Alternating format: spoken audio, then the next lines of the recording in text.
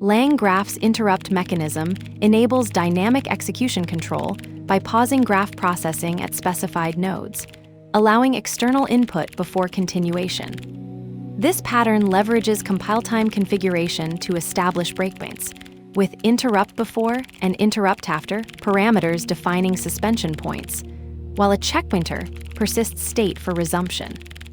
The upcoming code demonstrates how to configure these static interrupts during graph compilation, initialize a thread-specific execution context, and trigger the initial run that will pause at the designated node. You'll see the graph invoked with inputs and configuration, then resumed with a subsequent call to continue processing. Graph equals builder compile.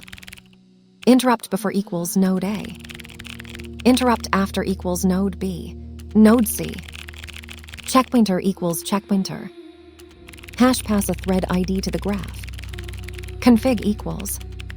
Configurable. Threaded, some thread. Hash run the graph until the breakpoint. Graph invoke inputs. Config equals config. Hash resume the graph. Graph invoke none. Config equals config. This code demonstrates static interrupt configuration in LangGraph, where execution pauses are defined at compile time rather than dynamically during runtime. The interrupt before and interrupt after parameters specify nodes where execution should halt before or after processing, respectively. This approach contrasts with dynamic interrupts that use the interrupt function within node logic, as it establishes fixed breakpoints in the graph's control flow. The pattern requires a checkpointer to persist state between invocations, with the threaded in the configuration serving as the identifier for state management. When the graph hits a breakpoint, it returns control to the caller with the current state preserved. Resumption occurs by invoking the graph again with the same configuration, continuing execution from the paused point. This compile time configuration is particularly useful for debugging workflows where consistent pause points are needed, though it lacks the conditional flexibility of runtime interrupts. The trade-off here is between predictability and flexibility. Static interrupts provide deterministic pause points that are easier to reason about during development, but they cannot adapt to runtime conditions like their dynamic counterparts. The example shows pausing before node A and after node B and node C, illustrating how you might inspect state at critical junctures in the graph's execution path. Let's break it down. Graph equals builder compile. Compiles the graph constructed by the builder into an executable workflow. The compile method processes the graph definition, validates connections, and returns a runnable graph instance that can execute the defined workflow steps. Interrupt before equals node A. Specifies that execution should be interrupted before processing, node A, preventing the workflow from reaching that node under the current conditions. This parameter controls flow behavior by explicitly halting progression at a defined point in the graph. Interrupt after equals node B. Node C. Sets the execution to interrupt after either node B or node C completes, allowing the workflow to terminate early once one of these nodes finishes processing. Checkpointer equals checkpointer.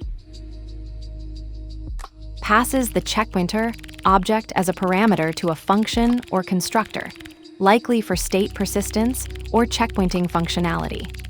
The exact behavior depends on the receiving function's implementation, but this line specifically just forwards the checkpointer reference. Threaded, some thread. Assigns a string value, some thread, to a key threaded in what appears to be a dictionary structure. This creates a simple identifier mapping where the thread identifier is explicitly set to this specific string value. Graph invoke inputs. Config equals config. Invokes the graph's execution with the provided inputs and configuration. The invoke method triggers the graph's processing pipeline, passing the specified inputs and applying any runtime configuration defined in the config parameter. This initiates the graph's workflow with the given parameters. Graph invoke none. Config equals config. Invokes the graph's execution with no input data and applies the specified configuration. The invoke method triggers the graph's processing pipeline, passing none as the initial input and using the provided config object to customize execution behavior. LangGraph's static interrupt mechanism establishes predictable pause points during graph execution by configuring breakpoints at compile time. The interrupt before and interrupt after parameters define where execution halts, either before processing specific nodes or after completing them, while the checkpointer preserves state for resumption. This approach contrasts with dynamic interrupts by providing fixed, deterministic control flow rather than runtime flexibility.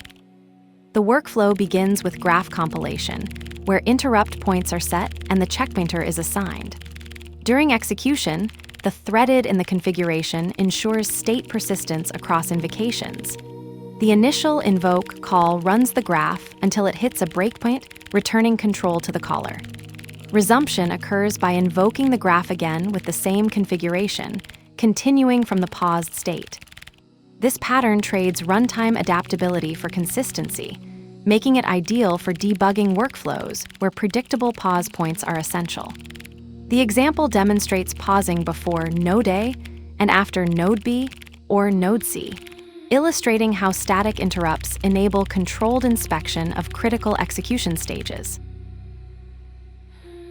The checkpoint freezes node A in place, but node B slips past like a shadow through the crack.